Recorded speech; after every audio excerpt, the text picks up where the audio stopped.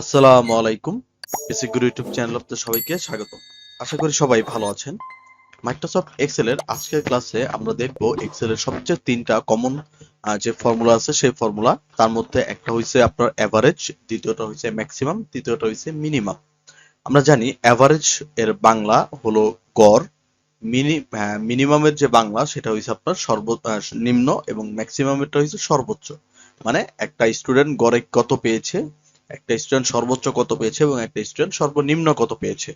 তো আমরা যদি এদিকে খেয়াল করি, আমাদের এক্সেল শিটে আমাদের একটা রেজাল্ট শিট আছে, যেখানে একজন স্টুডেন্টের রোল, একজন স্টুডেন্টের নাম এবং তার 6টা সাবজেক্ট, তারপর তার মার্কস, তারপর লেটার গ্রেড এবং জিপিএ দেওয়া হয়েছে।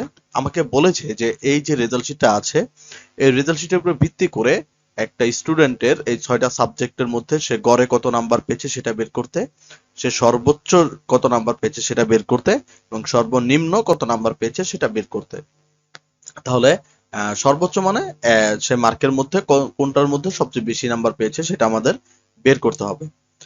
তো আমরা এখান থেকে সর্বোচ্চ একটাকে 90 দিয়ে দিই, ঠিক আছে?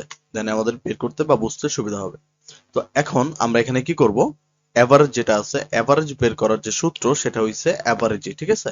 যেমন আমরা এভারেজের সেলে আছি, থাকার পর আমরা দিব কিবোর্ড থেকে ইকুয়াল, তারপর লিখব এ বি ই, ঠিক আছে, আর এ জি ই, এভারেজ।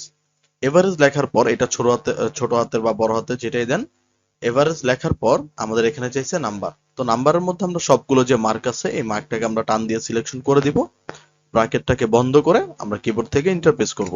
তাহলে দেখেন অটোমেটিক ভাবে আপনার যে এভারেজটা ছিল, যে গড়ে ও প্রত্যেকটা নাম্বারে 86.17 নাম্বার পেয়েছে, ঠিক আছে? মানে এই 6টা সাবজেক্টের মধ্যে ও গড়ে 86.87 নাম্বার 17 নাম্বার পেয়েছে।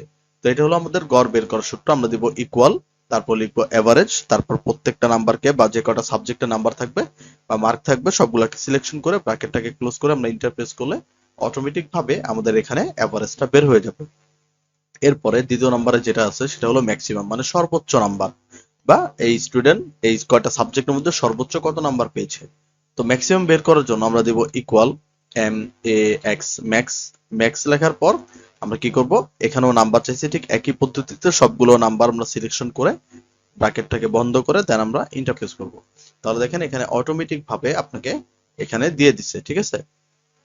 তো এটা যেহেতু আমাদের নাম্বার করা ছিল, এই জন্য আমি জেনারেল করে নিলাম।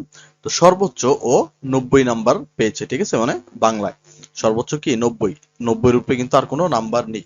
তো আমার যদি এখানে ধরেন আইসিটি 95 হয়, তাহলে দেখবেন অটোমেটিক ভাবে ওইখানেও 95 দেখা দিবে এবং এভারেজটা চেঞ্জ হয়ে যাবে। তো এরপরে আমাদের বের করতে হবে মিনিমাম। মিনিমাম মানে সর্বনিম্ন যে এটা পেয়েছে, যে কয়টা সাবজেক্টের মধ্যে সর্বনিম্ন যে নাম্বারটা পেয়েছে সেটা।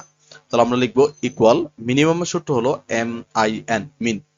মিন লেখার পর আমাদের যে ঠিক সেম প্রসেস, নাম্বার সবগুলোকে সিলেকশন করব, করার পর ব্র্যাকেটটাকে বন্ধ করে ইন্টারপ্রেস করব। তাহলে দেখবেন অটোমেটিক ভাবে আপনাকে দিয়ে দিচ্ছে। তো এটাও যেহেতু আমার নাম্বার হয়ে আছে, আমি এটাকে জেনারেল করে নিব। তাহলে এখানে সর্বনিম্ন কত পেয়েছে, 80 পেয়েছে, ঠিক আছে? ধরেন আমি যদি এখান থেকে কোনো একটা কমিয়ে দিয়ে ইন্টারপ্রেস করি, তাহলে দেখবেন অটোমেটিক ভাবে সেই মিনিমামটাকেও ও কাউন্ট করে নিবে, ঠিক আছে? এবং আপনার যে এভারেজ আছে সেটার এখানে অটোমেটিক ভাবে চেঞ্জ হয়ে যাবে। তাহলে খুব সহজেই আমরা কোনো রেজাল্ট শিট বা যদি কোনো হিসাব নিকাশ করতে যাই, সেই ক্ষেত্রে যদি আমাদের এভারেজ, ম্যাক্সিমাম অথবা মিনিমামের প্রয়োজন হয়, আমরা খুব সহজে এই তিনটা ফর্মুলা দিয়ে আমাদের কাজগুলোকে খুব সহজে করে নিতে পারি। আশা করি ভিডিওটি ভালো লেগেছে। যদি ভিডিওটি ভালো লাগে, চ্যানেলটিকে সাবস্ক্রাইব করে যাবেন, আপনাদের সবার বা ফ্রেন্ড সার্কেলের সাথে ভিডিওটিকে শেয়ার করবেন। সবাই ভালো থাকবেন, সুস্থ থাকবেন। আজকের ভিডিও আমরা এই পর্যন্তই রাখবো। আসসালামু আলাইকুম।